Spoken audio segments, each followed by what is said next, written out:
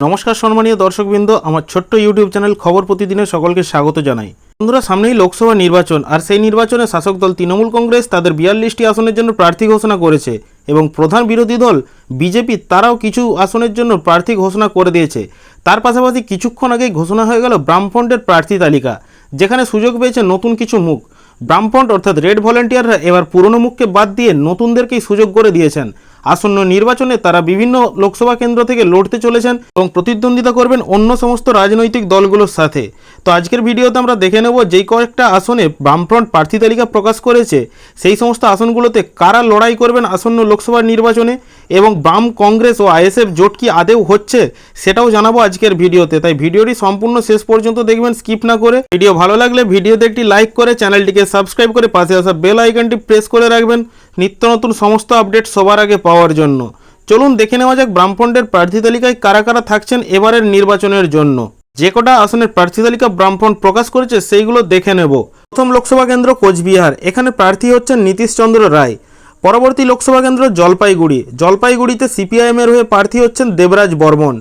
পরবর্তী লোকসভা কেন্দ্র বালুরঘাট লোকসভা কেন্দ্রে আরএসপির প্রার্থী জয়দেব সিদ্ধান্ত প্রতিদ্বন্দ্বিতা করবেন রাজনৈতিক দলগুলোর সাথে। কৃষ্ণনগর লোকসভা কেন্দ্রে সিপিআইএম প্রার্থী SM সাদ্দি প্রার্থী হয়েছেন। পরবর্তী লোকসভা কেন্দ্র যাদবপুর, একটা অন্যতম লোকসভা কেন্দ্র পশ্চিমবঙ্গের, এখানে সিপিআইএম প্রার্থী সৃজন ভট্টাচার্যকে প্রতিদ্বন্দ্বিতা করতে দেখা যাবে। পরবর্তী লোকসভা কেন্দ্র দমদম, কলকাতার একটা অন্যতম লোকসভা কেন্দ্র, এবং এখানে প্রার্থী হচ্ছেন সিপিআইএম প্রার্থী সুজন চক্রবর্তী। পরবর্তী লোকসভা কেন্দ্র শ্রীরামপুর, হুগলি জেলার একটি অন্যতম লোকসভা কেন্দ্র, এই লোকসভা কেন্দ্রে দীপশিতা ধর প্রতিদ্বন্দ্বিতা করবেন। পরবর্তী লোকসভা কেন্দ্র কলকাতা দক্ষিণ, এখানে সিপিআইএম প্রার্থী হিসেবে দেখা যাচ্ছে সাইরা শাহ আলিমকে। পরবর্তী লোকসভা কেন্দ্র হাওড়া, এখানে সিপিআইএম প্রার্থী সব্যসাচী চট্টোপাধ্যায়কে প্রতিদ্বন্দ্বিতা করতে দেখা যাবে। পরবর্তী লোকসভা কেন্দ্র হুগলি, যেখানে সিপিআইএম প্রার্থী মনোদীপ ঘোষকে প্রার্থী নির্বাচিত করা হয়েছে। পরবর্তী লোকসভা কেন্দ্র তমলুক লোকসভা কেন্দ্র, একটা আলোচিত লোকসভা কেন্দ্র বর্তমান পরিস্থিতিতে দাঁড়িয়ে। এখানে সায়ন বন্দ্যোপাধ্যায় সিপিআইএম এর প্রার্থী হিসেবে নির্বাচিত হয়েছেন। তিনি তৃণমূল প্রার্থী দেবাংশু ভট্টাচার্যের বিরুদ্ধে প্রতিদ্বন্দ্বিতা করবেন। পরবর্তী লোকসভা কেন্দ্র মেদিনীপুর লোকসভা কেন্দ্রে বিপ্লব ভট্টকে সিপিএম এর প্রার্থী হিসেবে নির্বাচিত করা হয়েছে। পরবর্তী লোকসভা কেন্দ্রের দিকে নজর রাখবো বাঁকুড়াতে সিপিএম প্রার্থী নীলাঞ্জন দাশগুপ্তকে নির্বাচিত করা হয়েছে আসন্ন নির্বাচনের জন্য।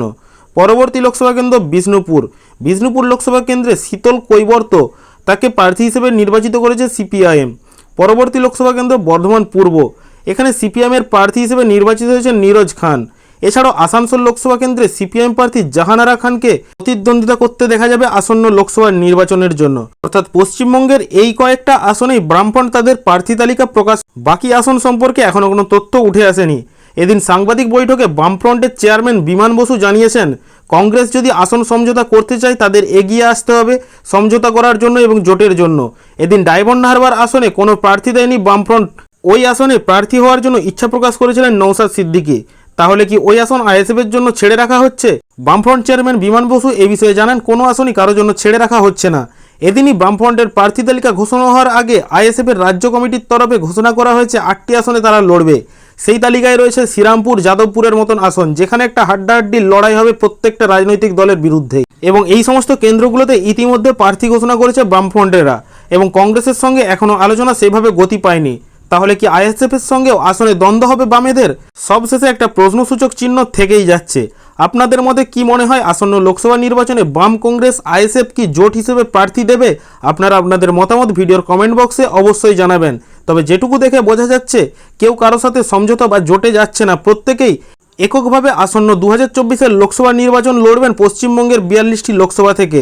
অর্থাৎ বুঝতেই পারছেন আসন্ন নির্বাচন কতটা হাড্ডাহাড্ডি হতে চলেছে। আজকের ভিডিওতে এটুকুই ছিল আপডেট। ভিডিও সম্পূর্ণ দেখার জন্য অসংখ্য ধন্যবাদ।